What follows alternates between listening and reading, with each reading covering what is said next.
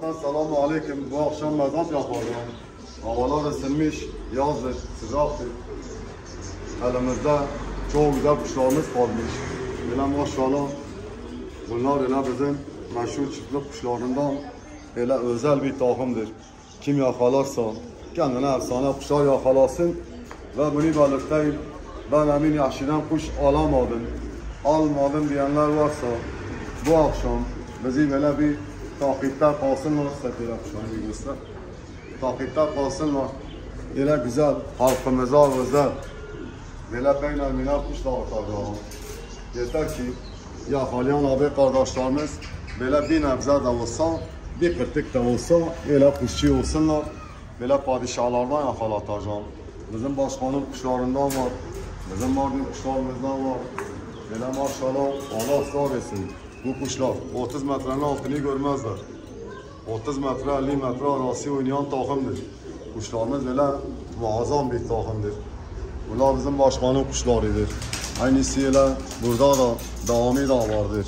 Bunlar da aynı kümestir. Böyle maşallah birbirlerinden çok muazzam, çok güzel, çok özel kuşlarımız var.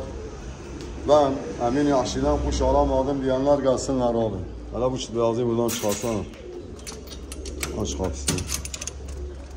Buyurun abi. Beyaz isteyenlere beyazın kralı. Bu takım beyazımız da böyle özel, çok güzel bir takım beyazdır. Ve burada yine öyle bir takım beyazımız vardır. Böyle padişahtırlar abi. Bu kuşları yakalayan 10 takla altı değiller. Uzun metrajlıdırlar. Ve bugün öyle hediye niyetine kuşları dağıtacağım dernekte. Hava sıcaktır. Kuşlar kalmasın, yıpranmasın diye. Burada böyle bizim Mardin kuşlarımızdan bir takım var. Bu erkekten yeter ki abi bir takım kendinize yavruyu alın. Bu açık miski var ya, bundan bir takım yavruyu tutun. Allah için bize de dönün abi. Çok özel, çok güzel kuşlarımız vardır. Burada yine öyle çok meşhur fıstık gibi bir takım yine böyle beyazımız vardır. Bu akşam gelip takipte kalan onları öyle sevindireceğim. Buyurun abi öyle meşhur zeliş dediğimiz kuşlardan.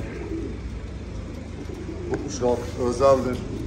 Yakalayan abi kardeşlerim bugün beni takipte kalsınlar. Ben onlara bugün güzel kuşlar sahiplendireceğim Allah'ın izniyle. Burada da kalan öyle Mehmet Duran'ın kuşlarından öyle kalan 2-3 takım kuşumuz kalmış. Bu mavi sinekliler var ya, bu maviler padişahtırlar ha. Harbi padişahtırlar, çok güzel kuşlardırlar. Yine bizim başkanın kuşlarından burada da var. Burada bizim bir takım kendi beyazımız vardır. Yine öyle burada çağmaklımız var. Başkanın dumanlarından var. Bugün takipte kalan abi kardeşlerim böyle güzel kuşlar yakalayacaklar. Bunlar öyle göstermiş olduklarımız. Burada böyle çok güzel muazzam bir takım arabamız var. Takipte kalan abi kardeşlerim bugün takipte dursunlar. Öyle arka özel para önem vermeden kaliteli kuşları sahiplendireceğiz. Yoksa bu kuşları biz beklesek değerleri gelene kadar kuşlar burada yıpranırlar. Sırf ziyan olmasın, kuşlar yıpranmasın diye biz bu kuşlarımızı bu akşam Allah'ın izniyle mezatımıza çıkaracağız. Öyle burada güzel Araplar da var. İsteyen olsa bunlar ayrı soydurlar. Bunlar farklıdır.